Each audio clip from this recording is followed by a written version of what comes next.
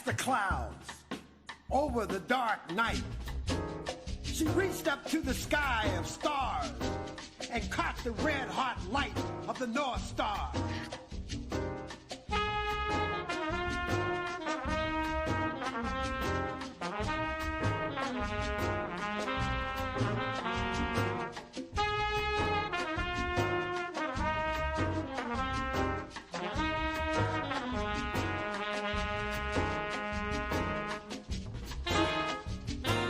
Opened the earth, walking with blood-soaked feet. She challenged the whip, the gun, the knife. She challenged the fire, pulled from the bodies of slaves, made into laws, prisons, and courts.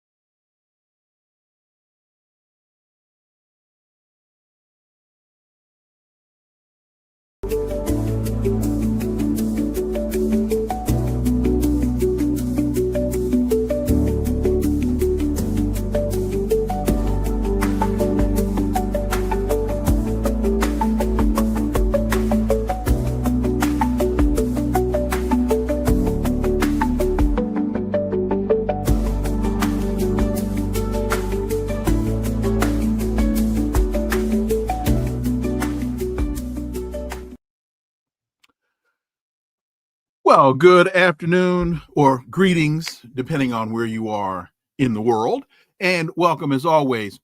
You know, last week, House Republicans narrowly passed Trump's sweeping tax and spending bill, the so-called Big Beautiful Bill, passed by a 215 to 214 vote. Now it's stuck in the Senate. What's going on and why? Well, let's connect some dots and find out.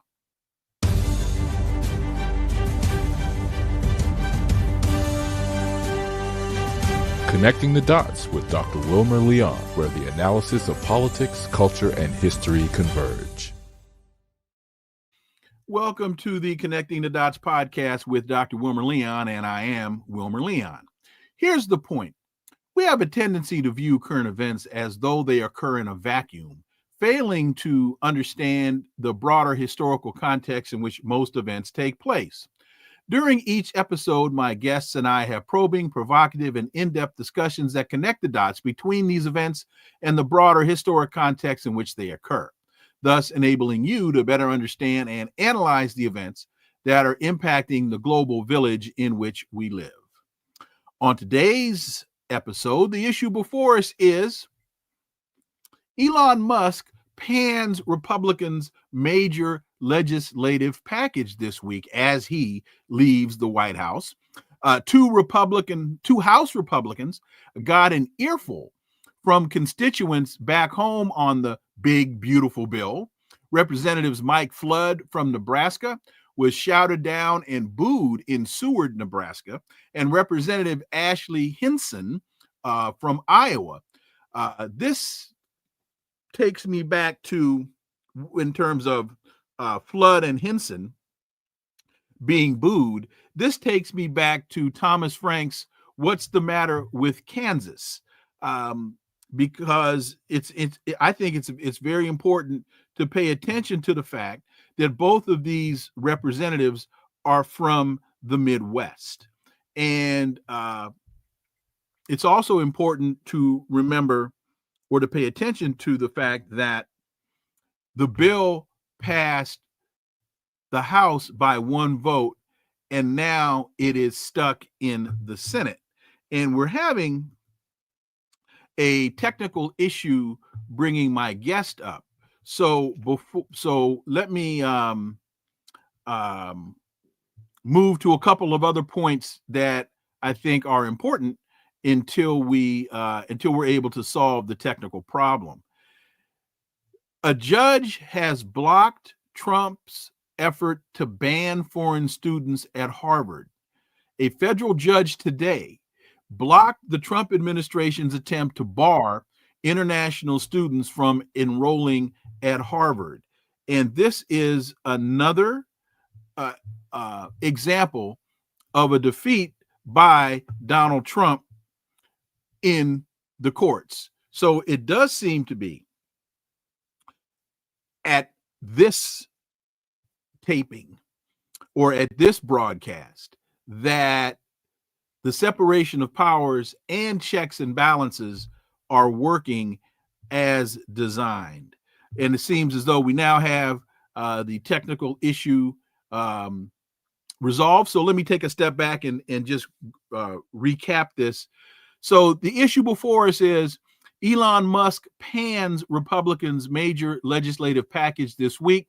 Two House Republicans got an earful from constituents back home on the so-called big, beautiful bill. Representative Mike Flood from Nebraska was shouted down and booed in Seward, Nebraska, and Representative Ashley Hinston in Iowa was taken to task as well. My guest holds a PhD in political economy, taught economics at St. Mary's College in California. He's the author and producer of various nonfiction and fictional works, including the book, The Scourge of Neoliberalism, U.S. Economic Policy from Reagan to Trump. He is Dr. Jack Rasmus. And as always, Jack, I'm glad we got the technical issues resolved. And as always, welcome back. My pleasure, always. Let's see, we got to get some volume, I believe, on that audio. Let me say that again, try that again. Welcome back, Jack. My pleasure. Okay. Let's see. We got some, we'll have, now we got to work through the audio, but we're gonna forge ahead. Before we get to the big, beautiful bill, Jack, there's another development that I wanted to get your take on. Trump tariffs ruled illegal by federal judicial panel.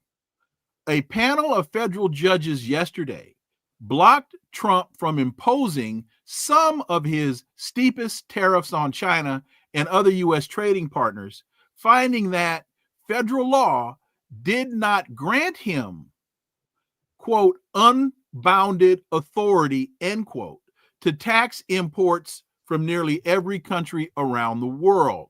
For those that don't realize, Trump tried to invoke the International Emergency Economic Powers Act, which was a 1977 law, to impose tariffs on other nations. The law, which primarily concerns trade embargoes and sanctions, does not even mention tariffs. So yesterday, the Court of International Trade, the U.S. Court of International Trade, the primary federal legal body overseeing such matters, found that Trump's tariffs exceeded any authority granted to the president by the Emergency Powers Law. Ruling in separate cases brought by states and businesses, a bipartisan panel of 3 judges, one of whom I believe was appointed by Trump, essentially declared many, but not all, of Trump's tariffs to have been issued illegally. Your thoughts on this, Dr. Jack Rasmus? I hope you can hear me. We can hear you. It's still low, but we can hear you. Go ahead. Okay. Well, all right. That's better. All right. Oh, that's good. Go. There you go. Well, this court of trade, this trade court, you got to understand the bigger picture, and that is the deep state and the opposition to Trump is using the legal system, the judiciary, in any and all ways it can to check him and slow him down. And this trade court, is essentially saying that it's unconstitutional what he's done, that he has to go through Congress for anything that has to do with trade. Well, that's not true, first of all. You have to get, for a treaty, you got to get the okay of the Senate. This isn't a treaty.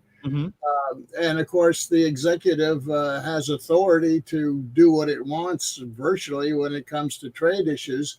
But it's all about slowing him down, checking him and slowing him down. We've seen that happen many times in the last 90 days here. The courts being used to slow down immigration moves, the courts being used to check him in a whole number of policy areas.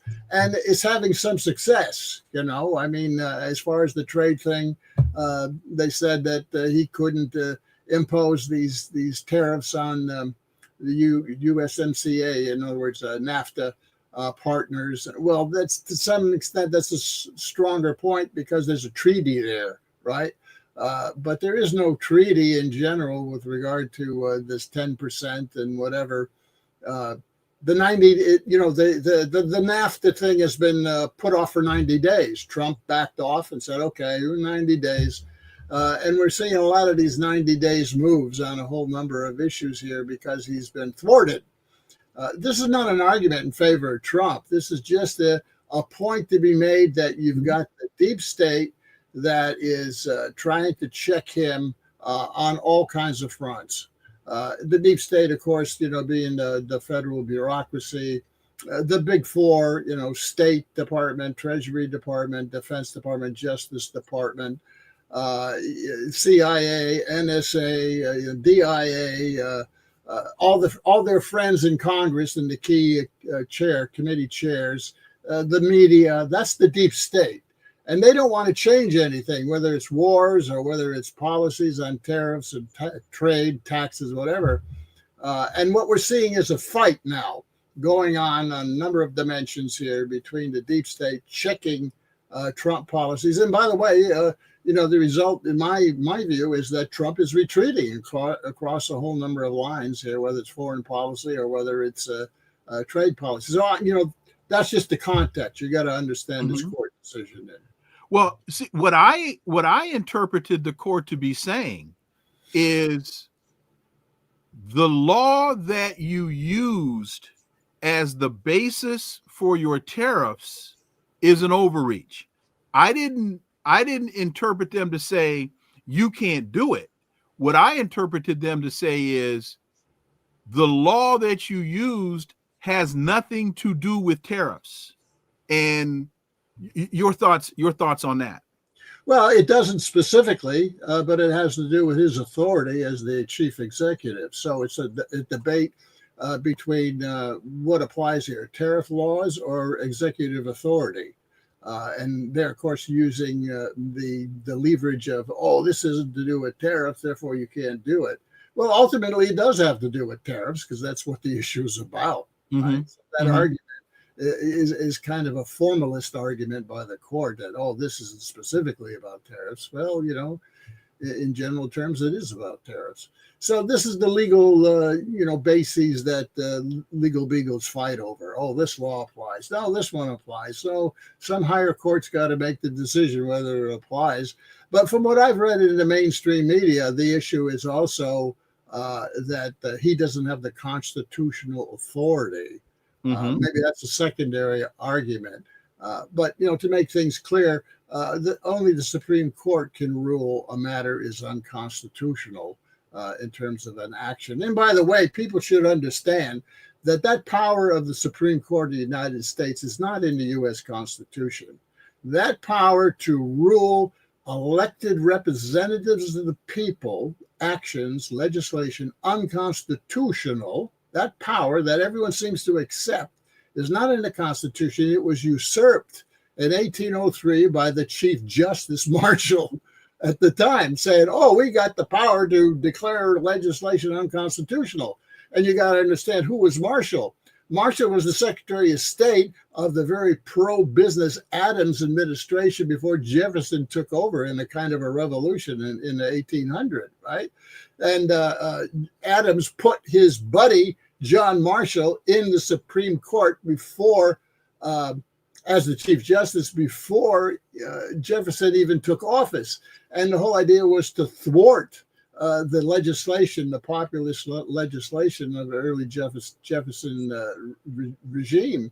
And that's exactly what he did. And that's the origin of this decision in 1803, given the judiciary an equal status, 3 branches of government. No, Congress created the judiciary by legislation, and Congress could change the judiciary anytime it wants, including the Supreme Court.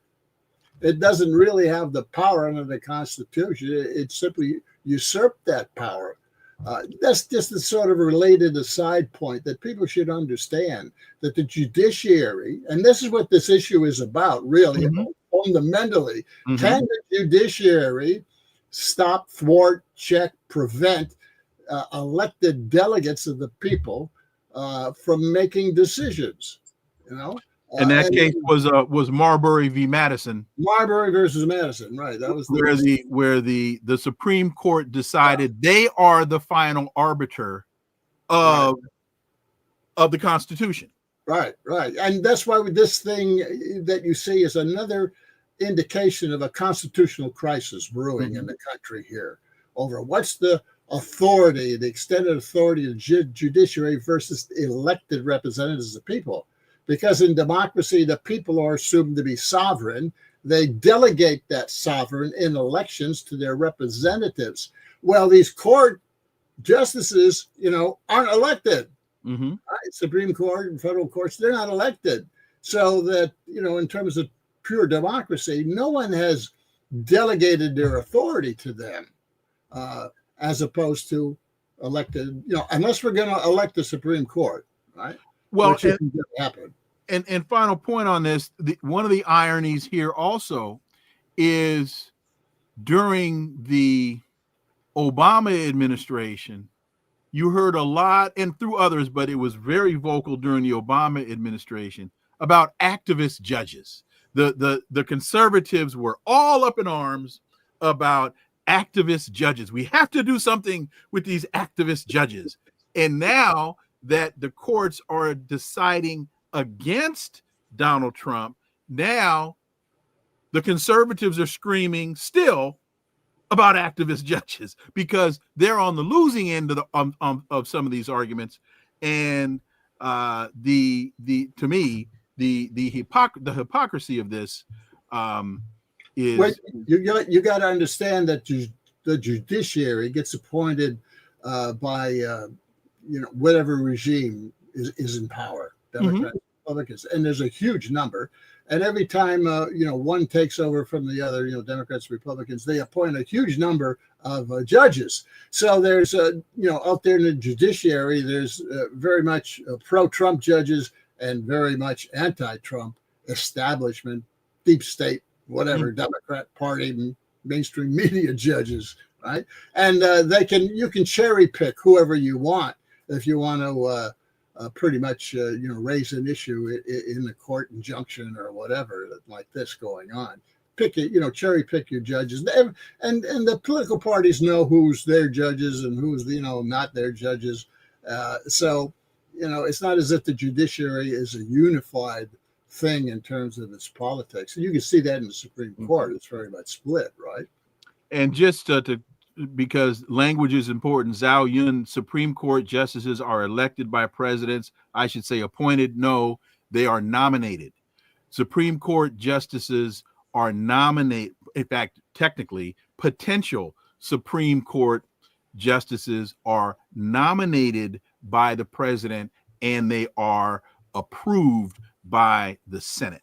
That just to be very clear, we don't want to send people out there with wrong information. And by the way, you should remember that there are a number of lower level judges in municipalities and so forth that are elected. That are elected, absolutely. Yeah. Zhao Yun was speaking specifically about the Supreme Court. Higher level is interesting. So, Dr. Jack, Fox News reports Republican rails against blatantly false Democratic claims about Medicaid reform in Trump's big, beautiful bill. The Democratic Convention Committee says House Republicans' giant tax scam will kick millions of people off their health insurance, which the NRCC, the Republican, say is blatantly false. Your thoughts Dr. Jack Rasmus. Yeah, well, if you look at the Medicaid cuts, well, I've seen estimates 700 billion, 800 billion over 10 years. Okay, a big amount of money.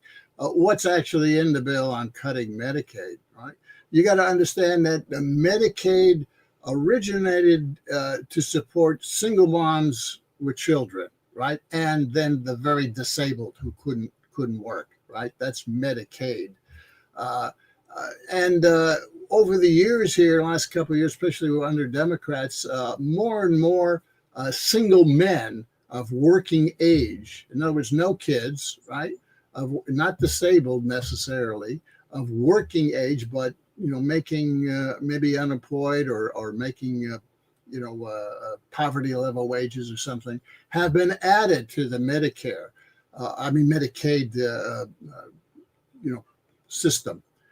Now, what's in the bill is that there's going to be a work requirement for those single men, who aren't working and are low paid. Maybe they're working in low paid. There's going to be a work requirement. If you're working full time, you could qualify still. Mm-hmm. But it's really targeting single men who are not working, either for good reasons or not good reasons, who have been expanding the Medicaid thing. Also, there is a provision for seniors in Medicaid. In other words, if you're a senior and you're making low social, these are the people who are just living off Social Security. Mm-hmm. You're at a poverty wage. If you're living off Social Security, Medicaid has been expanded so that Medicaid pays your monthly Medicare premium of $185 a month. Right? So that's going to go away, right? You're not going to get Medicaid to pay your Medicare if you're over 65.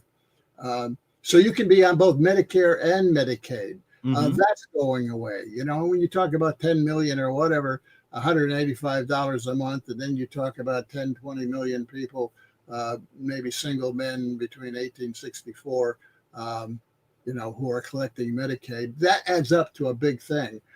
But basically, it's the original intent of Medicaid, where single mom, low work, low pay, no pay, kids, right? You get Medicaid. The ACA is for people who are middle class, right? Mm-hmm. Obamacare, Affordable Care Act, right? Mm-hmm. Not the working poor who get Medicaid, right? Again, mostly single men we're talking about here. But the ACA is subsidized. This is Obama's great plan in 2010 that didn't get implemented for 5 years and got picked apart. And the ACA is really the government paying the insurance companies, the private insurance companies, to lower your monthly ACA insurance bill. That's going to be cut back so that you're going to have to pay more for ACA. That's what it is. ACA, we're spending, in the total cost of ACA is about $900 billion a year, right? To get 10 million people, roughly 10, 15 million people out of the 50 million we had covered by insurance. It's a big, it's a big bribery of the health insurance industry to get them to go along with the changes that were part of Obamacare. Right? We bought them off. We bought off the big insurance companies. It's just an insurance company subsidy bill is really what it is. And it's lowered the insurance and covered some people, the cost of insurance monthly, for people who are working in middle income. They're not poverty. They don't have, and in fact, some people may be working at minimum poverty wage and joining ACA instead of Medicaid, because Medicaid is basically for people who aren't working. So the Medicaid thing is, if you want to get it, you got to work, right? So there's some proof to, what the Republicans are saying, but it's not just throwing people off. Effectively, it will. Effectively, it will. People will pay more, right? They're shifting the cost of ACA and Medicaid onto the backs of average people who aren't making a lot of money anyway, but now are going to have to pay more. Exactly. No doubt. and you're going to force a number of people to get jobs where in this economy and with the deindustrialization of America, there aren't the jobs out there that many are assuming are, oh, well, you just need to go to work. Well, where? Bring low-paid service jobs. Get a couple low-paid service jobs. Exactly.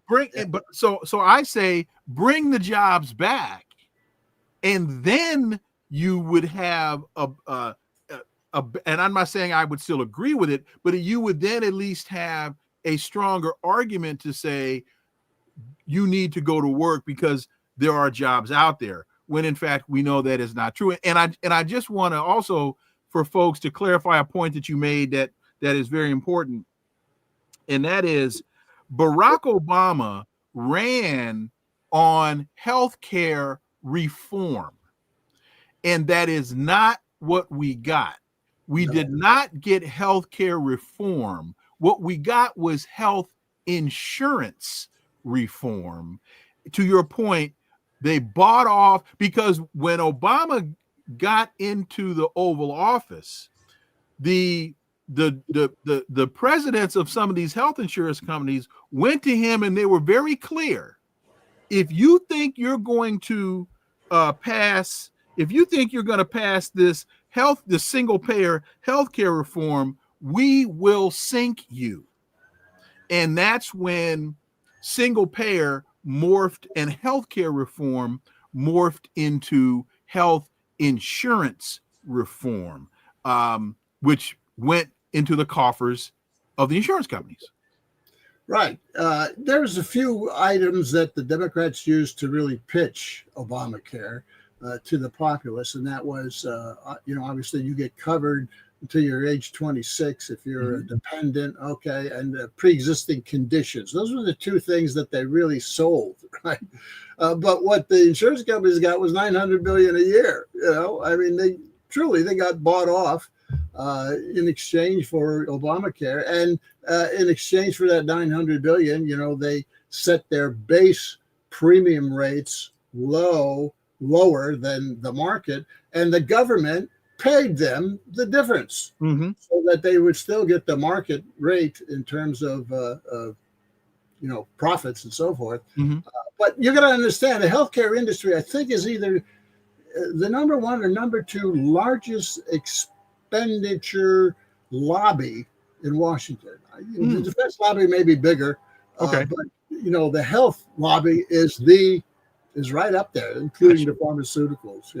That's part of the health lobby. Pharmaceuticals, doctors, clinics, hospitals, insurance companies, right? And they are skimming off the top.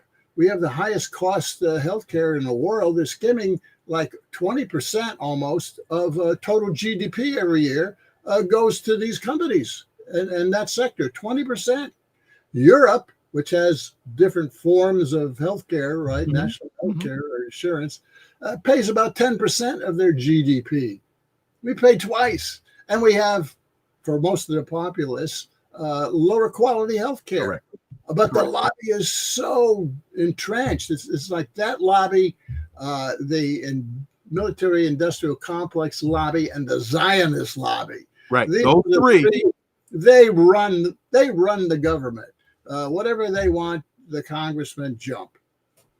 CWO2 says a lot of my patients do work and don't qualify for health care through their employers. That is a huge reality and a problem. We have two new members. We've got Boat Cobb and we've got Sandra Hearn. Thank you both so much for joining the Connecting the Dots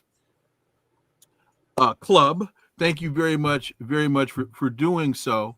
And so Jack, again, the Republicans are screaming that the Democrats' claim about the health care bill or the big beautiful bill is throwing people off out of their health care.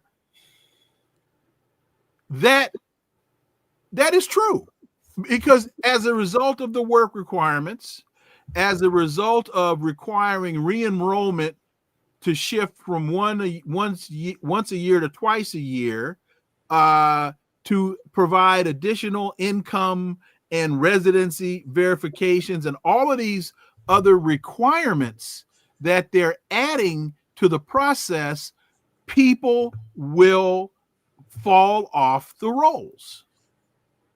Yeah, it's an administrative offensive, really. Mm-hmm. They're not saying, thou shalt not get it, you won't get it, you won't get it. We're just cutting. No, they're just making it so difficult that, in fact, people are going to lose their health care, whether they're, on Medicaid or they're on ACA or any of the other programs. I haven't heard what they're doing to SHIP, SCHIP. That's for kids.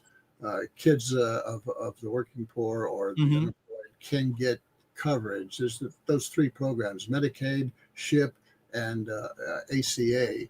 Hodgepodge of pro-market, pro-insurance company solutions, right?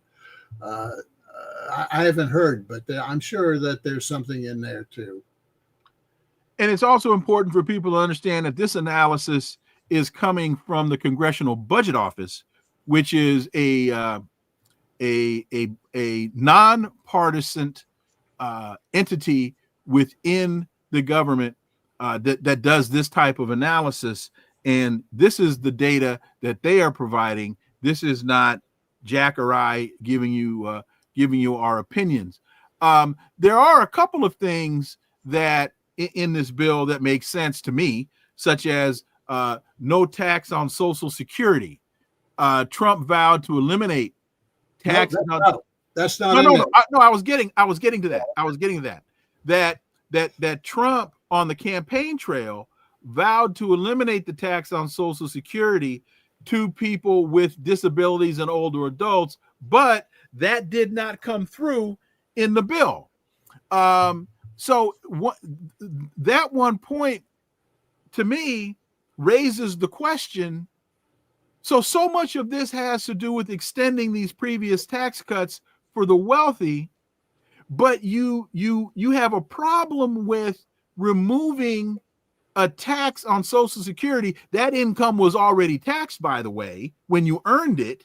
And now you get your Social Security, you're taxed again, and you're taxing the very people who can least afford it as a regressive, who can least afford to pay the tax. Exactly. Yeah, you got to understand, people, who are listening, got to understand that originally Social Security income, your monthly pension income, was not taxed. That was introduced by Reagan in the 1980s, and he taxed your income. There was an exemption for very, very low paid, but he taxed your income 50%, and then Bill Clinton raised it to 85%. So this has not always been part of Social Security, and they can remove what Reagan and Clinton did easily.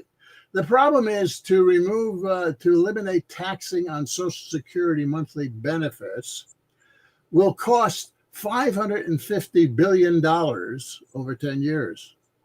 It's a big number, big tax cut. The tax on tips, to eliminate tax on tips, will cost $100 billion or $10 billion a year. The cost, this is CBO stuff in JC, Joint Committee on Taxation in Congress, numbers here, on overtime pay is $250 billion. So the bill includes the no tax on tips, $10 billion a year. It includes no overtime tax, that's $25 billion a year. But it's eliminated. The House dropped the Social Security tax. No more taxes. And another one, they raised the They added something else. They threw a sop at the seniors here, and that sop is they're going to increase if you're retired and on Social Security, they're going to increase your standard deduction. File the taxes, standard deduction for singles or head of households or married and so forth. They're going to add $4,000 per person to your standard deduction. So that will allow you to reduce your taxes a little bit, some, right? but not the same reduction you would get. I mean, it's like 20% compared to 100% of what you would get if they stopped taxing Social Security benefits. Right? So they threw you a little sop here, right? So one of the things that when you watch some of these commercials, because one of the things that I have found very effective about the Trump administration, they're running these commercials about the tax cuts, about the frivolous lawsuits, about oil production. They've got these very effective commercials that they're running, and one of the commercials is talking about you've got to support the big beautiful bill. They don't call it that in the commercial, but you've got to support this bill because everybody benefits from the tax cuts, and that's just not true. Folks are going to, the average American and those people on retirement incomes and on fixed incomes, they're gonna get hammered. Yeah, well, you got to break it down by income group and whether you have capital incomes or not. Look, when Trump passed his tax bill in December 2017, I did some calculations. I said it's $4.5 trillion, but the mainstream media kept saying only $1.5 trillion over a decade, right? Oh, only 1.5. And I explained why it wasn't 1.5, because they were conveniently ignoring offshore taxation cuts for multinational companies. And also they were assuming that the economy would grow at 3.5% GDP every year for 10 years straight. We know that didn't happen, right? It's impossible for that to happen anyway. But that, you see, if they say, oh, the economy is growing, it's going to bring in more tax revenue, we can use that to offset the cost of the tax cuts, right? And, the liberals in the mainstream media kept saying $1.5 trillion, for 4 years. I kept saying in writing about, no, it's 4.5. The CBO, Congressional Budget Office, comes out here at the beginning of the year and says, to extend the Trump tax cuts, those 2017 tax cuts, is going to cost, guess what, $4 trillion a year, right? So I've been right all along, but you got to understand what's in that $4 trillion. And it's not 4 trillion, folks. It's closer to 6 or 7 trillion in tax cuts. All right, according to my calculations. They're lowballing it in the media terms. Right. So if you look at what's in that, the corporate tax cuts that were passed and the individual income tax cuts for the very wealthy reduced from 37%, right? And the corporate tax cuts cut from 35 to 21%. Huge, right? That amounted to over $2 trillion. That is not up for even discussion here. That was made permanent back in 2017. The corporations and the very wealthy got a permanent tax cut in 2017. What you should understand this bill being about is that small businesses, unincorporated small businesses, partnerships, sole proprietorships, etc., it's their turn. They're getting $1 trillion in new additional tax cuts over what they got, which wasn't as much in 2017 as for the big corporations. And they are getting the big cut. It's their turn. And they're making it permanent. Now, you got to understand that these working class tax cuts that were added, the no tax on tips, no overtime, initially Social Security, deductible interest for new autos bought in the U.S., those are sort of hit the working middle class, right? Right. You got to understand those aren't permanent in this bill. They are only good for 4 years, and then they sunset. They go away. So small business, big business, permanent, trillions of dollars, more than 2 trillion for corporations, another trillion for small business. That's 3 trillion permanent. Roughly that was 1 trillion, but now it's down to about 500 billion. Working class tax cuts, only temporary. That's the big thing. Permanent versus temporary. capital incomes versus wage incomes. And by the way, if you think about it, business likes the no tax on tips and the no overtime tax. It's not just workers. Business likes that, right? Why? Think about it. No tax on tips. People who are getting tipped income and wage income combined, now you can bet the employers will say, oh, you're going to get a big tax cut on tipped income. We're not going to give you a wage increase this year. That benefits them. The same thing with overtime. What do you think businesses are going to do when workers can get more overtime free, no tax on overtime? They're not going to hire as many people. They're going to work the workforce they have overtime. So it's going to reduce employment. Right? And they'll be able to say, you'll make more money in the process because you won't get taxed on these added hours. See, right. and so folks listening to this, I think they really need to ask themselves, why aren't the Democrats explaining this? That's a good question. Right. And one reason is because the Republicans have been very effective in talking about raising taxes. That if you oppose this tax bill, you're supporting raising taxes. And the Democrats need to create a narrative, an explanation. You have to understand who the taxes are being raised on and what the long-term implications of this will be. And that's not a very complex, not a very deep, and you don't have to have a PhD in economics to understand who's getting hit and who's benefiting at whose expense, Dr. Jack. Yeah, I would take it even deeper than that. I would say that the Democrat Party is not the Democrat Party of your grandpas. That is true. This is an animal that was taken over by corporate interest in the 1990s. A faction, the Democrats have always been an assembly of different interest groups, big city, labor, minorities, businesses and so forth, right? What happened in the early 1990s is that the corporate faction called the Democrat Leadership Conference, the DLC, Bill Clinton, right? They captured the Democrat Party. They pretty much captured it, and they've run it ever since. So you got to understand the National Committee is really top heavy with business interests, corporate interests.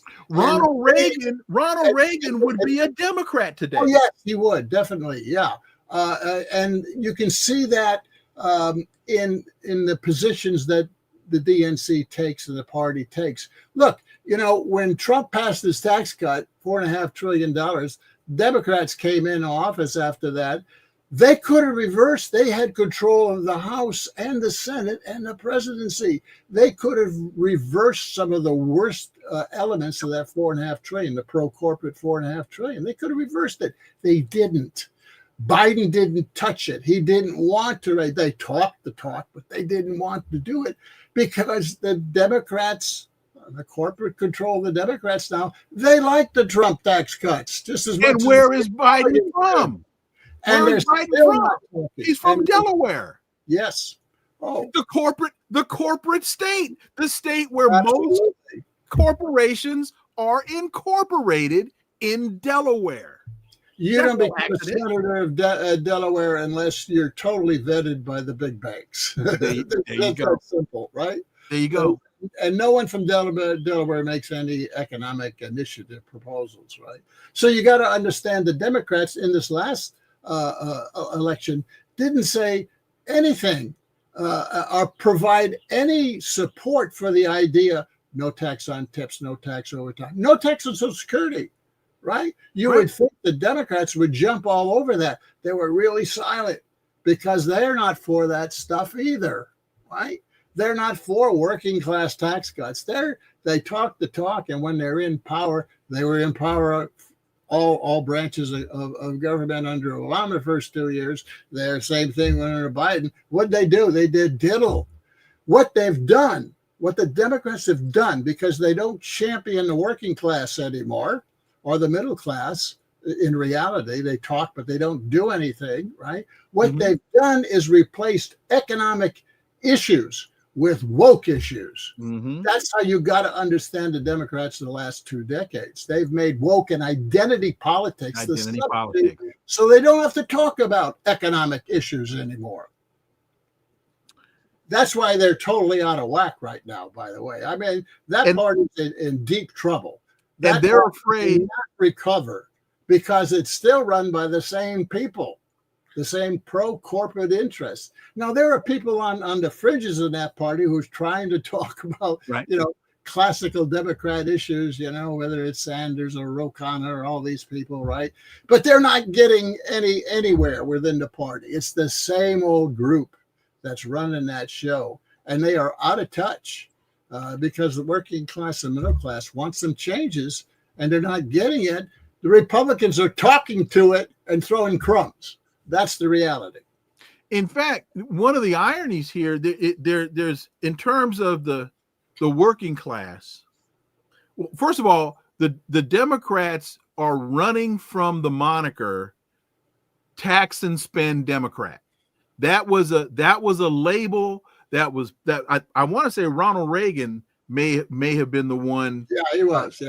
To put that on the Democrats, the tax and spend Democrats, and they've been running from that moniker since the 80s, and that's why I'm saying that they're missing a tremendous opportunity here to clearly explain to the American people where this is really it's a money laundering scheme for all intents and purposes. And they also so now what you have are people in Iowa. Again, you've got what is his name? You've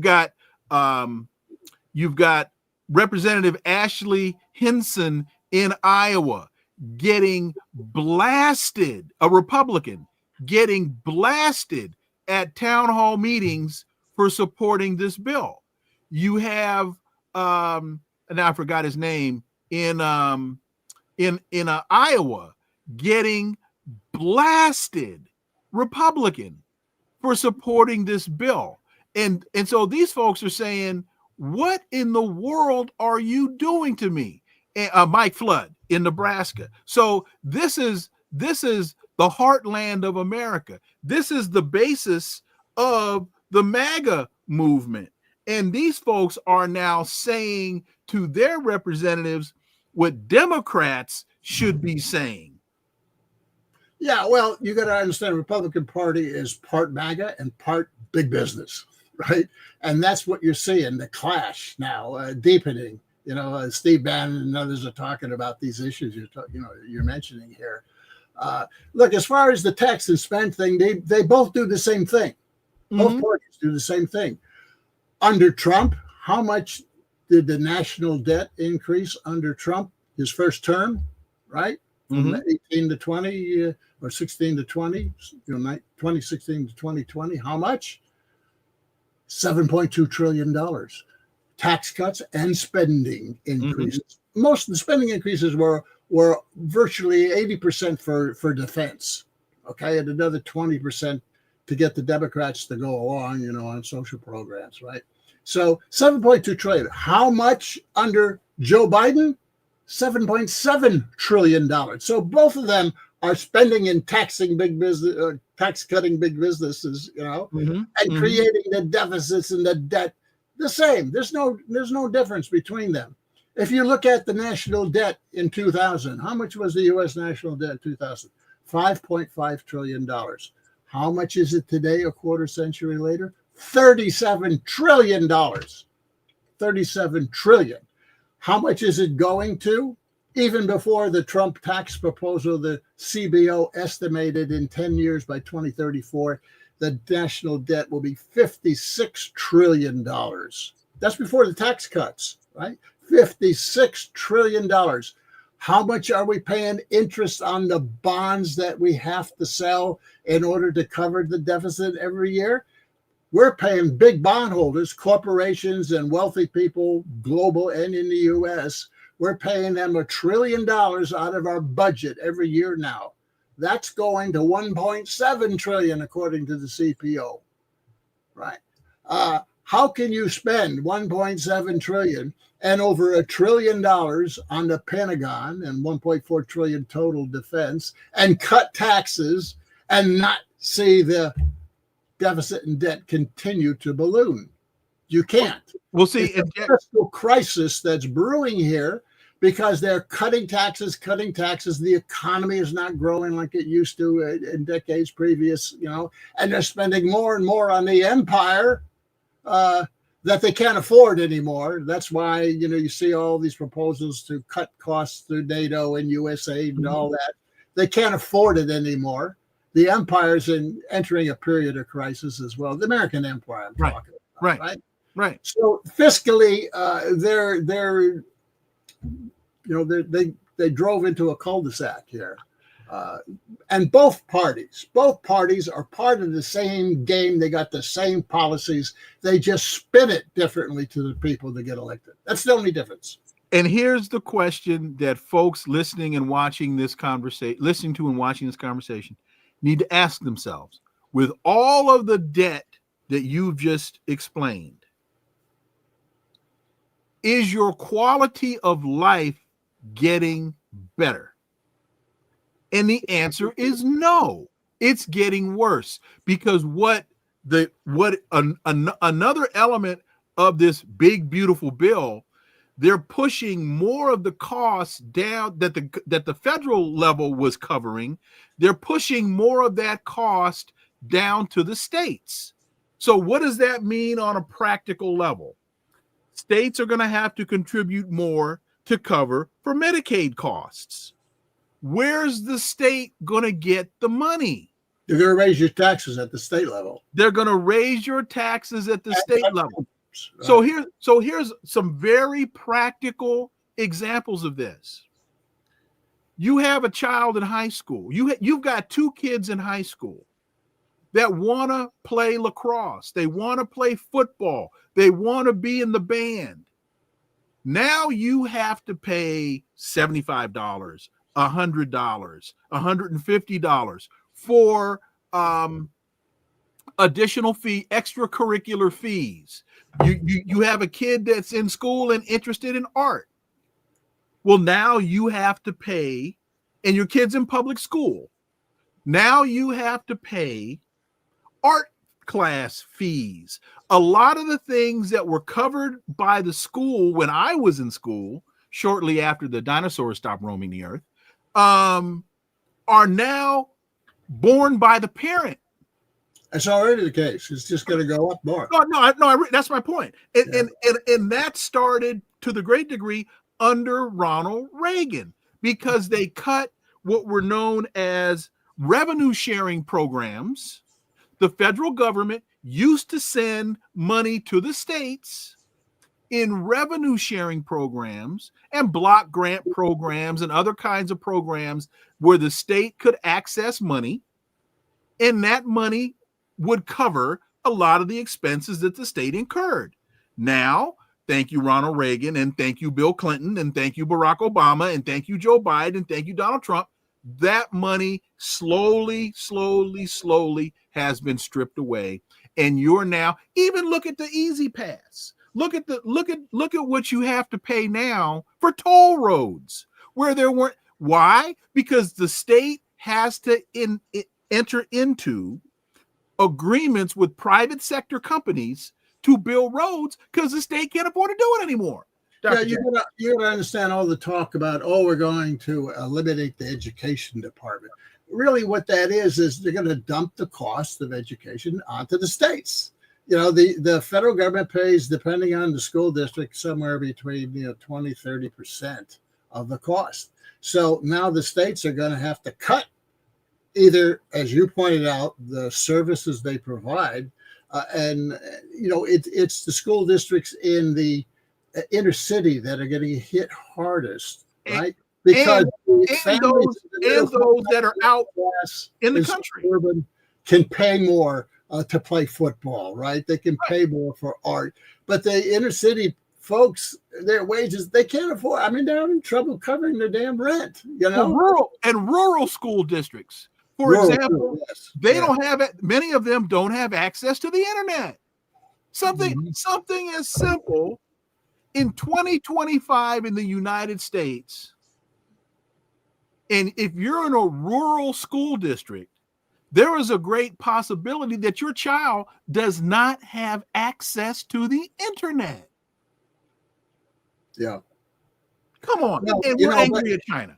But all this talk about all these specifics in terms of social benefits and social program cuts does not add up to, even close to, the massive tax cuts that exist and the massive increase in defense spending. Those two things go hand in hand. My book in 2020, The Scourge of Neoliberalism, talked about fiscal, monetary, industrial, and trade policy. Those four pillars of neoliberal economic policy, right? And all of neoliberalism regimes, whether it's Republican or Democrat, right? Tax cuts, especially focused for business, and defense spending increases. That's the fiscal, and they don't care about the debt. They don't really care about deficits of debt, except now they're paying bondholders so much interest that they're getting a little concerned about paying the deficit and debt, right? But the thing about neoliberalism is to make the public pay by cutting social programs. But even under Reagan, when it all began, the head of the Office of Management and Budget, Stockman, tried to find where they could cut social benefits and programs to fund the big tax cuts and defense increase under Reagan. They couldn't find 20% of what they needed. And the same thing's happening now. Doge started out, identifying, well, we're going to cut $2 trillion, right? $2 trillion of waste and spending, right? Then it came down to 1 trillion. Now they don't even talk about it, because they can't find enough to cut. They're not anywhere near $1 trillion, but they still want to cut those taxes. Look, $2.1 trillion of the tax cut is this permanent corporate tax cut that's not even up for consideration. $2.1 trillion. Another 1.9 trillion cost is from reducing the individual income tax cut, the 1% from 39 to 37%. That's going to be made permanent now, okay? Another 0.9 trillion in increasing the tax cuts for small business. In other words, non-incorporated small business. They're raising to 23%. If you're a small business, you can take 23% of your income and just scoop it off the top and don't even calculate it in whatever tax you have to pay. Plus, you get to write off all your R&D, research and development, and you can play games with that, right? And you can write off all your interest and all your capital expenditures. You can buy a new car and write the whole thing off if you're a small business now, right?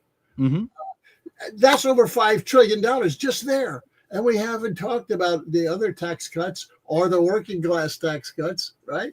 It's a $7 trillion tax cut bill. It's not $4 trillion, it's $7 trillion. Now you think they're going to be able to make that up with cuts? At the same time, they're boosting. Well, what they're doing with defense and the Pentagon is they're moving the money around. They're cutting USAID and NED and all those things, and they're cutting the generals and Pentagon. They're going to cut NATO expenditures, but they need to take that money and spend it on new weapons because they're behind Russia and China in weapons development, right? So that money is just being shifted, right? But paying for the tax cuts is cutting social programs. And now the big problem is going to be if the economy continues to slow, which I say it's going to, it's not going to grow at the historical average of 2.5% over 10 years. They're going to be lucky if it grows at 1.5%. That means more tax revenue loss. 60% of your tax revenue loss is not due to tax cuts, it's due to a slow economy. So this $7 trillion bill is going to add up, is going to be 4 or 5 trillion more just from this bill to the deficit, not counting the other forces that increase the deficit. Well, what are they saying? They're saying, I read it in the New York Times, 2.7 trillion over 10 years to the deficit and the debt. Nonsense. That's another case of lowballing it to get it passed, fool everybody, and then deal with the crisis later. Can you give me a couple more minutes? Sure, give you what you want. Thank you. Well, first of all, Kelvin Price says, great show. Thank you, Kelvin. Zhao Yun says that I would not say that my quality of life has remained more. I would say that my quality of life has remained more or less the same. Well, for Zhao Yun, it probably has. When you're a millionaire, you're not feeling it like the rest of us are feeling. Jonathan Soul, a $9.99 super sticker. Thank you. If the U.S. defaulted on its sovereign debt, what would that look like for the regular working people, Dr. Jack? Yeah, well, the U.S. won't default. Why?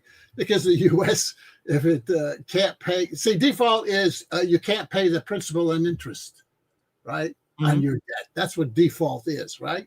And we got the $37 trillion debt, and we pay principal on that debt. And now we're paying more interest because interest rates are at 5.5%, and they have been for several years now. So we're paying more interest on the debt.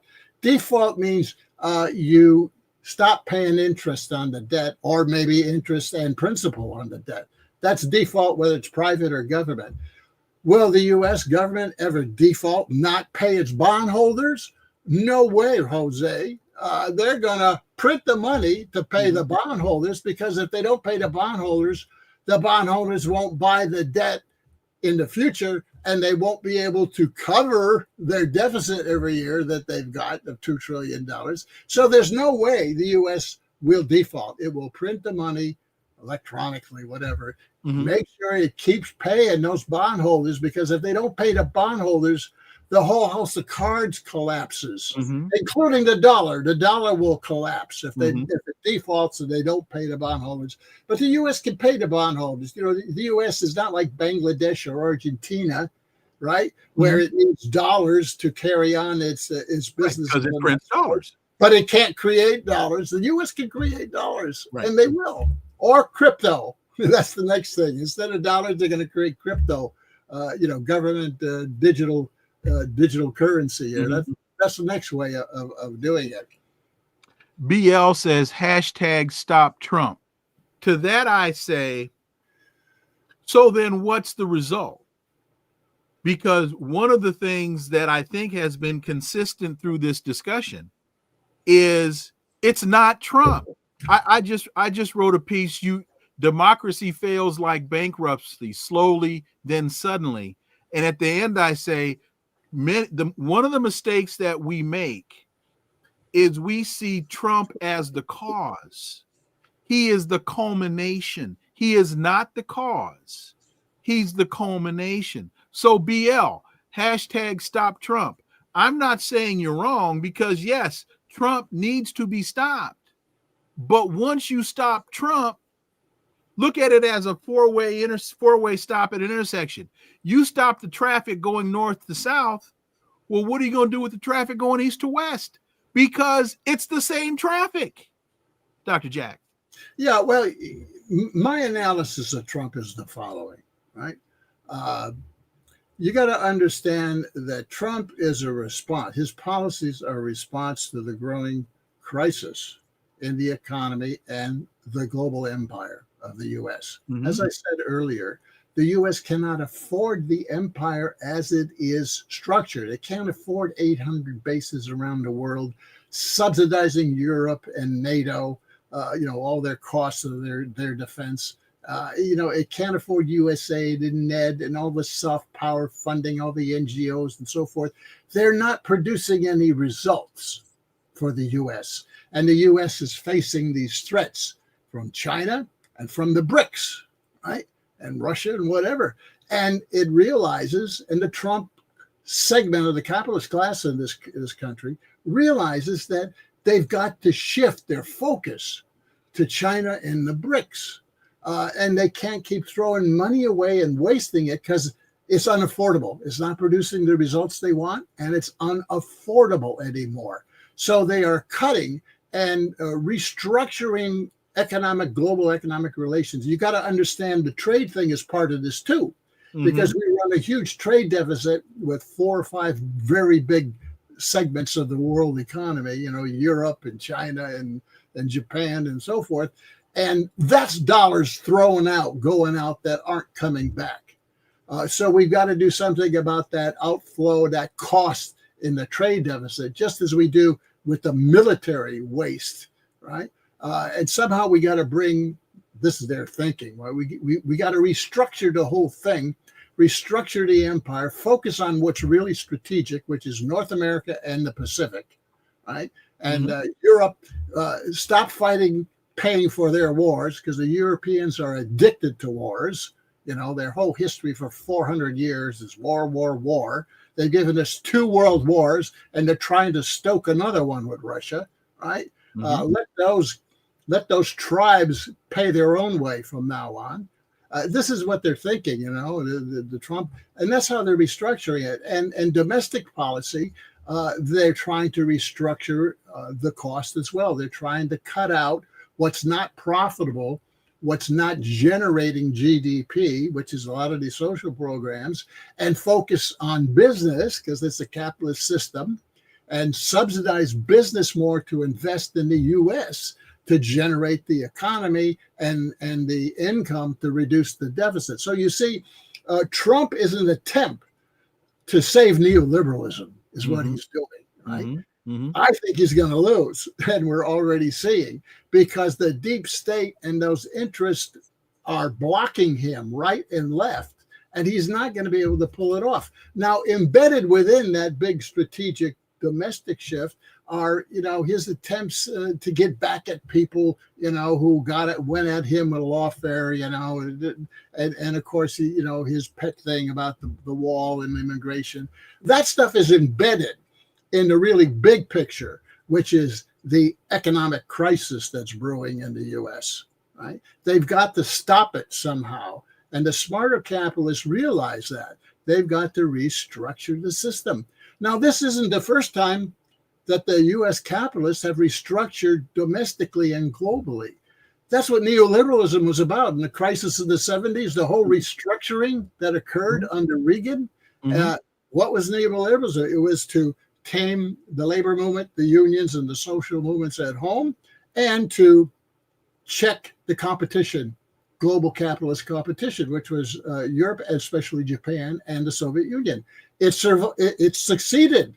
Neoliberalism succeeded from a class perspective for the capitalists. It worked. But its internal contradictions have developed over time, and it no longer is working very well, especially since 2008. And now the crisis is getting worse. And now they're looking to restructure again.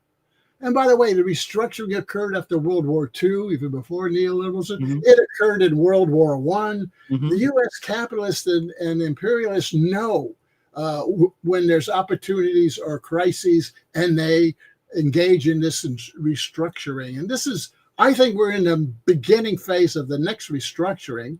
I don't think it will be neoliberal, because those neoliberal solutions don't work. But that's what Trump is really about, that attempt. But I think he's going to fail.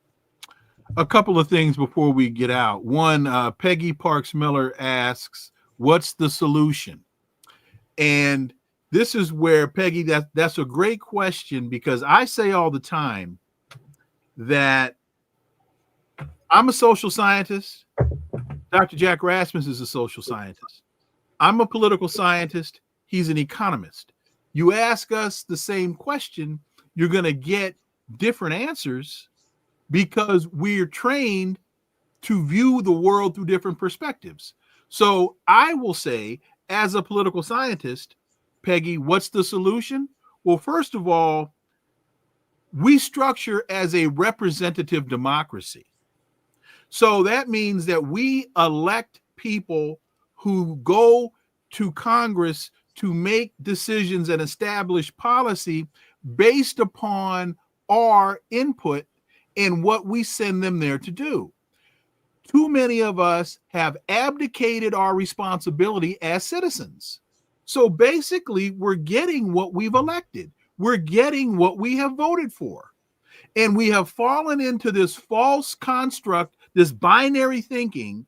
It's got to be either Donald Trump or Kamala Harris, failing to understand they're two wings on the same bird. So until we decide as citizens that we are going to do our jobs, we are going to reclaim our country. We don't need 600 bases, 800 bases. We wouldn't need to spend all this money on the military industrial complex if we didn't keep starting these damn wars. We started the war in Ukraine. Vladimir Putin responded to it. We started that fight. We are funding the genocide in Gaza. We are allowing that to happen. We're still trying to start a war with Iran, and we're still trying to start a war with Venezuela. We are doing our job. Dr. Jack, as an economist, what is your answer to what is the solution? Well, I totally agree with you, but I also recognize something deeper. And that is that the system has limited democracy significantly, steadily. Correct. That's part of neoliberalism on the political side in the late stages. You can't maintain economic neoliberal policies with a full democracy. You've got to limit that democracy. And the atrophying and dying of democracy is part of what's been going on for the last quarter century. Yeah, we need to elect people who will do these changes, Wilmer, but these people in the two parties are owned and controlled as a result of money in politics. Mm-hmm. That door's been closed. You see, you don't run in the Democratic or Republican Party, right? Unless you are vetted, sure, by the leaders of that party, the national committees of those parties, right? That you're going to go along and get along with it, or you don't get money for your campaign. You see, you don't get money from the party, you don't get money from corporations, and you don't get money from rich people who pay for your elections. So voting for people in the Democrat or Republican Party, especially at the national level, right, aren't going to do the things that need to be done or we want them to be done. So bottom line, my only answer to this, I don't see how anything can change given the political and economic structure of the country now without a truly independent third party. I don't see these two parties, even people who go in them with good intentions, quickly learn, that you better play ball, right? Or you won't get money. You won't get the endorsement of the party, and you won't get money, and will primary you, right? I mean, just look at AOC, what she's done, right? AOC and look what they did to Bernie, and the whole Gaza and Israel thing, I mean, Netanyahu has more influence in Congress than Trump does, in my opinion, right? So you either go along or you get primaried, you don't get money and so forth. So they can do very little. They can change very little because it's this top tier in both parties who really run the show. And if you're below it and you try to go against the stream, they're going to kick you. They're going to kick you out or drive you out. So you can't change anything by voting for either of these two. They're one and the same. They're controlled by money, big money, and big money writes the policies. But Jack, part of that, you're absolutely right. But part of that, in terms of the corporate power in politics, came as a result of the Powell memo. So I would ask those, how many of you listening and watching this are aware of the Powell memo? What was it? What was its impact? Well, Lewis Powell, who ran the national businesses, I'm forgetting the technical name for it, but came to the conclusion that corporations had to get greater control over the political process. And when we look, what's the decision, Jack, that came out of the Supreme Court saying that corporations were individuals and could invest as much in the political cycle? That was the personhood decision, and Citizens United. Yeah, Citizens United. Not only that corporations were people, but that free speech for corporations was spending money on campaigns. Exactly. So, folks, if you understand the impact of Citizens United, and you understand Citizens United came from the Powell memo, these are all processes that we can still impact, but you have to understand the basis from which it has come. That's the only point that I would make there. And somebody else made the point: you can't vote your way out of imperialism. That's an interesting point. Well, you can if you stop electing imperialists. We can't vote our way out of imperialism. Well, you're calling for a dramatic shift in the ideology and perspective of this country. And let me tell you, and tell me what you think, Jack. We won't have to vote our way out of imperialism because the empire is dying. It's going to die it's going to implode, and it's going to die under its own weight.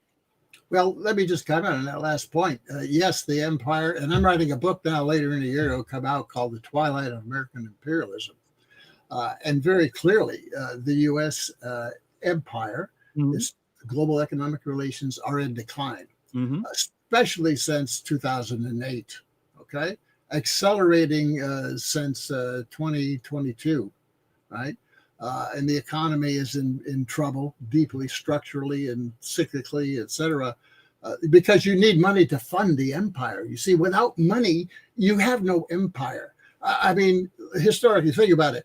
Why did Rome collapse? Its empire collapsed. Well, it's very simple. It's very simple. The surplus creating agricultural areas of North Africa, Sicily, and so forth got taken over, and the Eastern Empire took Egypt, and there was no surplus in order to pay for the army.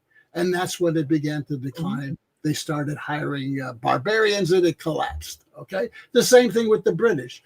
When did the British Empire decline? Well, it was at its peak when it was, just exploiting the hell around the world and all its colonies and bringing all the money back into the little old island in England. But when it lost those colonies in the 2 world wars, most of the second one turning over the empire to the U.S., right? It had no resources, and now it's just a fig leaf of what it was, right? The same thing with money. You got to pay. Empires are very expensive. You got to get the money somewhere, and they're having trouble getting the money now. It's what the whole restructuring is about. They're going to stop spending on wasteful things and raise some resources in different areas. But the empire is not collapsing. I hear a lot of this on the left. The American empire is not collapsing. It's in decline, but it's got a lot of resources, and it's very dangerous right now. That's true. It's resorting to military force to protect itself. It no longer has the soft power. It no longer has ideological power that it used to have. So it's like a wolf that's cornered, right? You better be careful. The wolf is cornered. His days are numbered, but boy, can he bite. You better not get too close too quick. And that's the way I see the empire. Declining, but not collapsing. And some folks on the left, I'm not going to mention their names, are saying, "Oh, it's going to collapse. It's going to collapse." That's a lot of wishful thinking. We're in a long period of decline, a decade at least, maybe more. Continual decline. And the real threats are the BRICS and China economically, right? Where the money is, right? Fund the empire. And the U.S. is contracting. It's circling the wagons. It's going to, the G7 is going to be the core, and it's going to try to deal with the BRICS, I think. It's going to try to cut deals, with Russia and China and so forth. But then you got the other interests in the U.S. who are the old empire who think, no, we just got to fight more, more. And final point, and thank you for granting us more time. The final point here is third party, and because a number of people here have talked about they prevent third parties. I voted.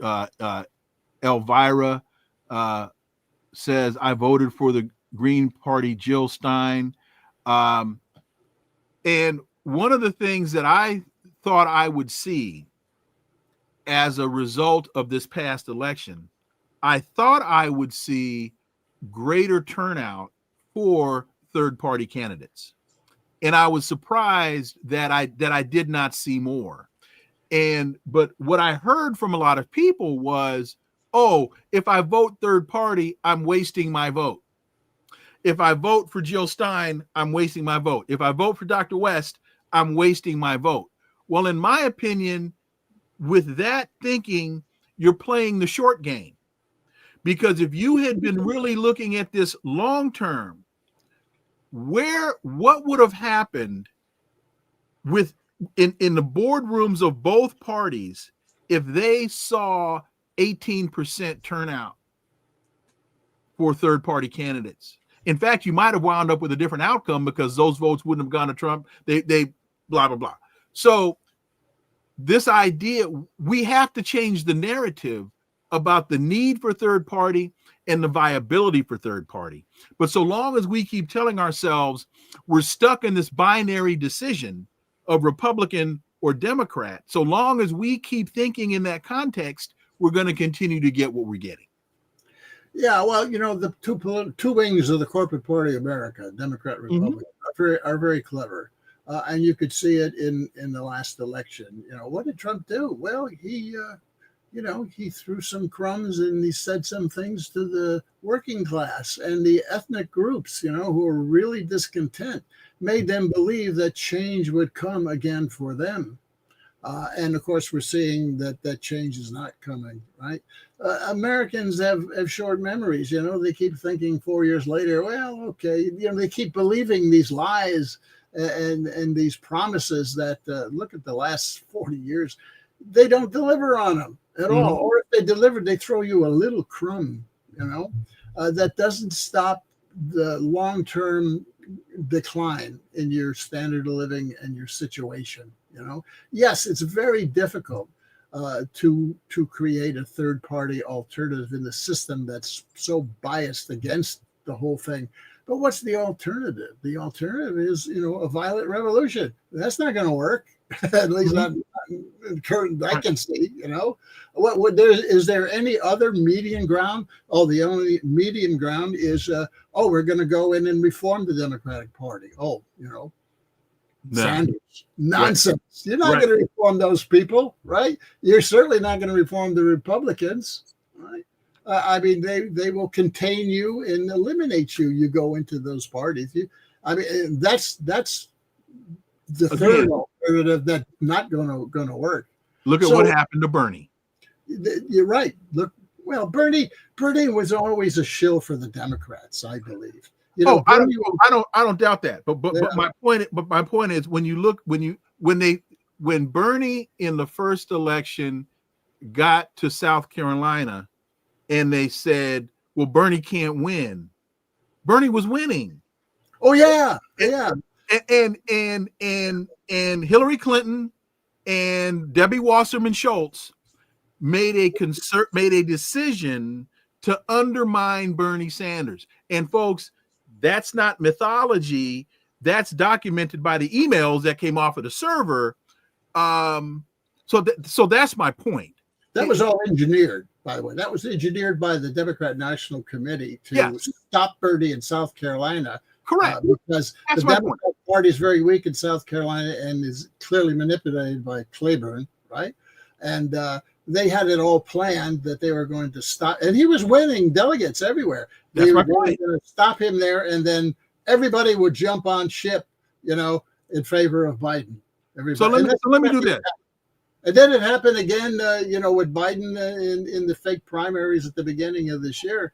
It's all engineered by the leadership They select who they want, Mhm. and they go through the motions of elections. But we don't even have motions anymore. Primaries are dead in this country, right? So let me close with this. Let me ask the audience. What do you think, folks?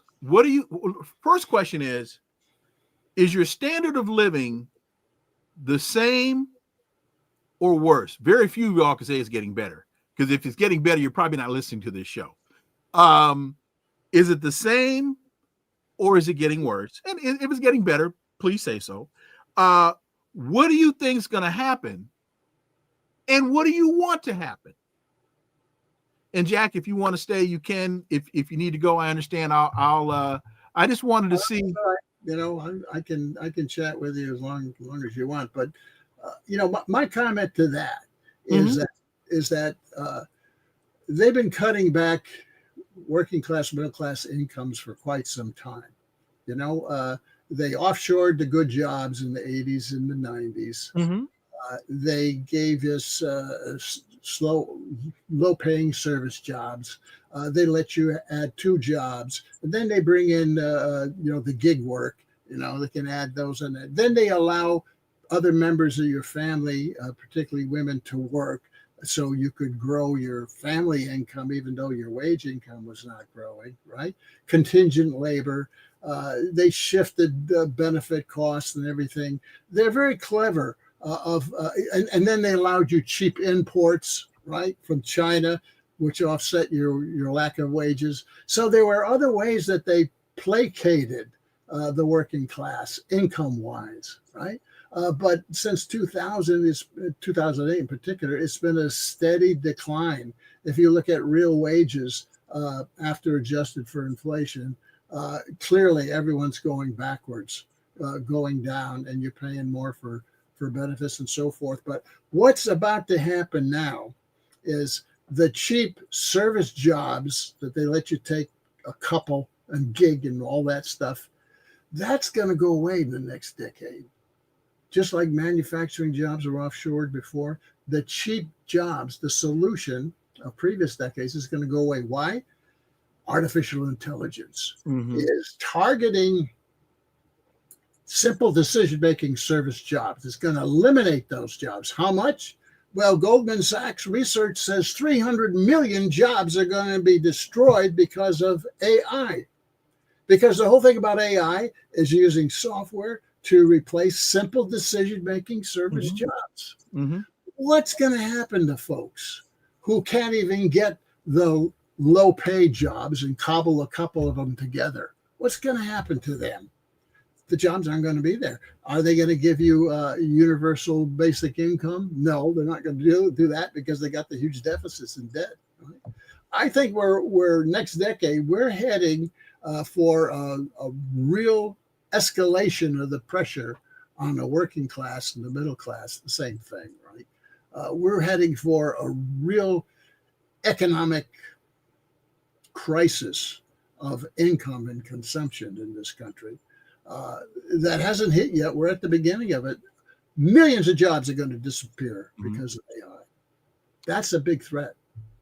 A couple comments here from those listening. And folks, for those of you, respond to the questions on whatever platform you're listening on or viewing on, as well as in the live chat. Monroe Abraham says, can we make third party viable long term? Yes, you can. But you have to start at the grassroots. You have to start at the local level. All politics is local. So the way that you make third party viable long term is third party at your school board, third party at your city council, third party at your water commission. You start there and build up. Exactly. Yeah, I would add to that. You know, I am very negative and very suspect of intellectuals declaring, "Oh, we got a new party. Come and join us." Right? You know, it's a top-down kind of a third-party creation. You know, right? You know, whether it's they pop up all over. The Green Party has no base, really. The Green Party is a bunch of middle-class types although they've been trying to penetrate elsewhere. But their program in some ways is good, but they got no structure, and they don't have a local base, like you say. Yes, we have to start locally in this development, and then when you get enough places locally, you call a regional convention, and people come together and you form a regional structure. And then when you have several regional structures, you then call a national convention. But it's from the bottom up, like you say. You've got to build this from the bottom up. And people have to realize that they've got to join a bigger umbrella and be smaller fish in a bigger pond if you want to make change. Too many leaders like being a big shot in a small pond, which eventually dries up with the weather. So roughly that's the way it's got to happen. But it's not easy. It's going to be extremely difficult. But on the other hand, when the crises deepen, things can happen very quickly. Oh, yeah. Or impossible. Oh, which is entering that. Which is why I keep saying, if the Democrats were, and I don't say this as a Democrat because I'm not a Democrat. I'm looking at vulnerabilities and saying, if the Democrats were truly about what they proclaim to be about, now is a tremendous opportunity, and they are wasting the opportunity. Why? Because they really don't. They don't want to win. They don't want to change the program to appeal to people. Right. They should be appealing to, because the corporate interests say, no, we don't want to go there with tax cuts for the rich. No, we don't want to go there for Social Security, or we don't want to go there for single payer. They've got a stranglehold on the Democrats, right? And they like the old octogenarians running the show because they can be manipulated, and they have been, They have established very nice lifestyles. Yes. And they need to maintain those lifestyles. And they're getting money to maintain those lifestyles. Supreme Court, yeah. Zhao Yun says his lifestyle stayed about the same. Well, again, because Zhao, when you're a millionaire, I understand. Elvira says hers is worse. Reggie is worse. Stacy is worse. Lee Rick says you're a trucker, so it's been up. But if these tariffs take the impact that they're going to take, you'll be sleeping in your truck. You won't be driving it because there won't be anything in it to take anywhere. Am I right, Jack? Yeah, well, the truckers are part of the working class that has a pretty good union. Right. But there's only 6% of the private workforce that's unionized anymore. You see, that's what neoliberalism was about, to destroy the unions, and they pretty much did, especially in transport and in manufacturing. To some extent, some service unions have been able to survive. Public employees have been able to survive. But, of course, now the attack is on public employees, and they're going to go after, at the state and local level, public employee unions the way they went after manufacturing unions under Reagan. That's started with the federal workers. It's their turn to get slapped, right? But there's still, small vestiges, little niches here and there of people that have unions that can protect them from the worst attacks. And the Teamsters and the truck drivers are part of that elite, that very small elite left. And even if you're not a union truck driver, you're benefiting from the benefits that the union establishes. Right. The non-union employers provide roughly the same thing in order to keep the union out, right? But that's a small privileged group. Stacy says worse. Jonathan, same. Cherie, worse. Now, this is interesting. Monroe says, same with an income in decline. Well, to me, that means you're paying more to maintain the same. So that, to me, is decline, because whether you're treading water and you have to expend more energy to tread water, or whether you're able to maintain the same, but you're paying more to do so, that tells me it's in decline. Because now there are other things you would do that you can't do, such as save, because you're paying more to maintain. Lee says, okay, back to my comment. He's a trucker. It's been up and down for a lot of us, but his overall is the same. Prices are increasing at rates that can't keep up with pay. Got it.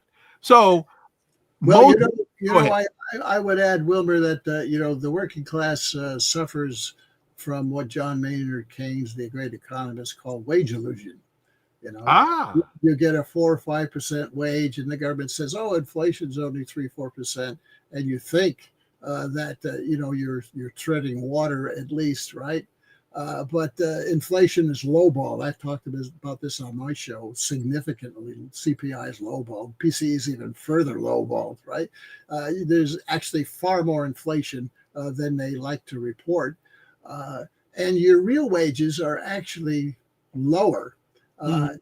Maybe, if you're, in a union like the Teamsters or, some top union, you can maintain thread water, right? But most of the people aren't threading water, and they're not even aware of it. They're not even aware.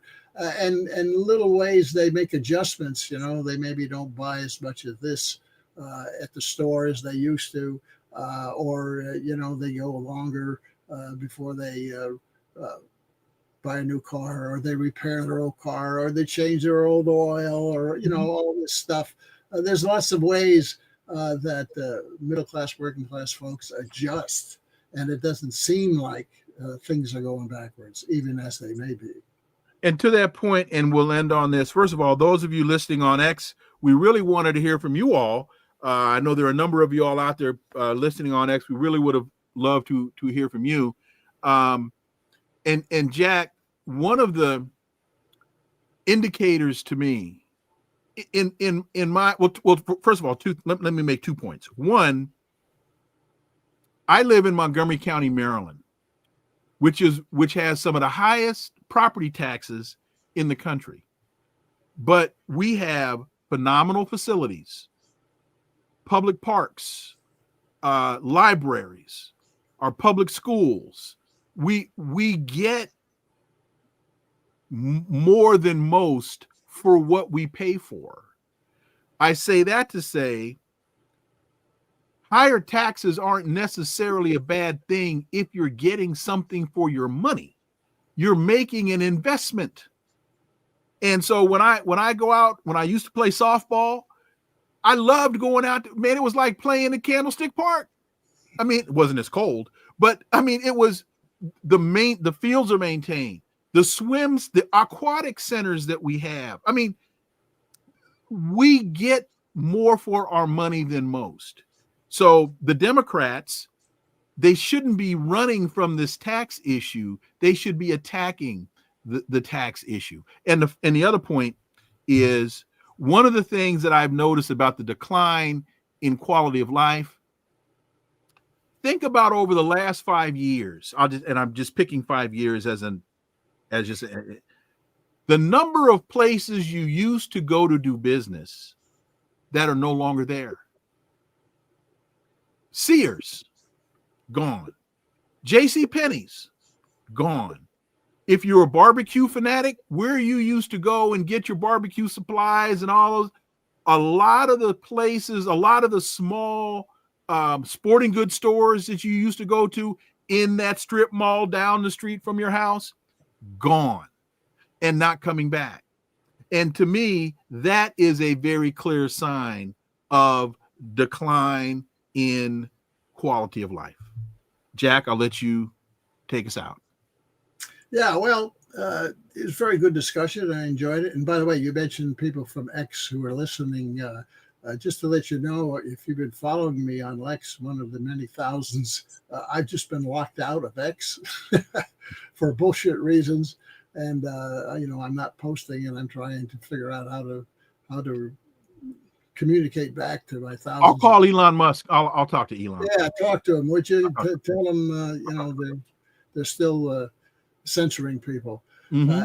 Anyway, to get back to something more important, this is an interesting discussion because it reflects, I believe, a growing concern that the hope that Trump was going to make some changes, right, isn't going to materialize, is it? As I've said several times, I think the deep state is successfully thwarting him and preventing him from making changes. And I think the crisis of neoliberalism is going to continue to occur. I've always said there's no trade war. All he wants is a 10% increase in revenues from trade. And that's all that we'll get out of that, I think. This tax cut's going to go through. They're going to, this is just the first iteration of program and social program and benefit cuts that will be picked up by the states now. The states will start cutting jobs, people, and benefits and so forth, because that's the strategy of Trump, really, to dump it on the states and let the states deal with it. So the DOGE cuts here are only the beginning of the social program cuts. We're going to see a lot more. I don't think Trump is going to be able to stop any of the wars. Ukraine, I don't think, the old imperialists have combined both the European versions and the U.S. versions, and he's not going to be, as he said, negotiated into that war. Same thing goes for the Middle East. I think the Netanyahu and the Zionists want the war with Iran, and if they can't get the U.S. to do it, they will start it and provoke it, because they know the U.S., their control of the government is so deep that they can get the U.S. eventually to follow on with them. The BRICS will continue to expand, which means undermining the global U.S. hegemony here. We are in a period of retreat, both domestically in the economy and globally. To that point, are we headed into a second Greater Depression? Not immediately. I don't see immediate signs of that. You would have to have a collapse of the financial system, and frankly, the banks and shadow banks are doing great. They've never had profits like they've had now. So I don't see that happening. I see we're like the frog in a hot pot of hot water, and they're turning up the heat slowly and slowly, and it's going to boil us, but we're not there yet, and we don't even realize where it's going. Gotcha. It's a slow squeeze, and it's a retreat of the empire, step by step, and that means retreat of our standard of living, step by step, is going to continue here. And at some point, people are going to have to say enough is enough.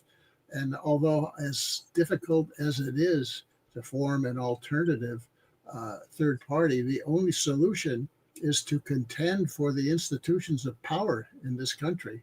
That may take a decade, but if we don't do something starting now, it's just they'll just keep turning up the heat as we sit in that pot of water.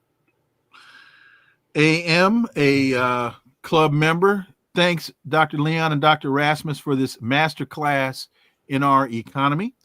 Cherie says, thank you, Dr. Wilmer and Jack Rasmus, for allowing her to be in the class. She's sitting in the front row of class. That's why that's where her papa taught her to do in elementary school. And Cherie, thank you. We see you in the front, and you took copious notes, as you always do, and that will be reflected in your grade. And as Mr. Novell Dickinson used to say to me in political science classes at Hampton Institute, I hope you've been doing your reading, for you will see this again. Dr. Jack Rasmus, thank you, brother. Really appreciate it. Tell people where to follow me here. Well, it's been scrolling on the bottom. Okay. My radio show on Friday on the Progressive Radio Network, 2 p.m. Alternate Visions. Wait a minute. Author of The Scourge of Neoliberalism. Follow me on Twitter at Dr. Jack Rasmus. I've been locked out of Twitter, but you can follow me on my blog, jackrasmus.com. and the podcast Alternative Visions on Progressive Radio on Fridays at 2 p.m. Eastern. Follow him. As my dad would say, you'll mess around and learn something. Thanks, Jack. Appreciate it. Nice All talking. right. All right, folks. Long day today, but got a lot done. And as always, I got to thank Dr. Jack Rasmus for joining me today. Hey, thank you all so much for listening to the Connecting the Dots podcast here with me, Dr. Wilmer Leon. New show tomorrow. KJ No is going to join us tomorrow. Please follow and subscribe. To those of you that were checking us out on X, would have loved to have heard from you in the comments section. So keep that in mind tomorrow. When KJ is on, you know, it's going to be a big one. Leave a review, as the Moon Man would say. Leave a review, share the show. Follow us on social media. All the links are below. Folks, this is where the analysis of politics, culture, and history converge. Talk without analysis is just chatter. And we don't chatter here on Connecting the Dots. Why? Because it's rhetoric-free podcast. See y'all tomorrow. KJ No will be with us. Until then, I am Dr. Wilmer Leon. Have a wonderful, blessed remainder of your day. Peace. I'm out.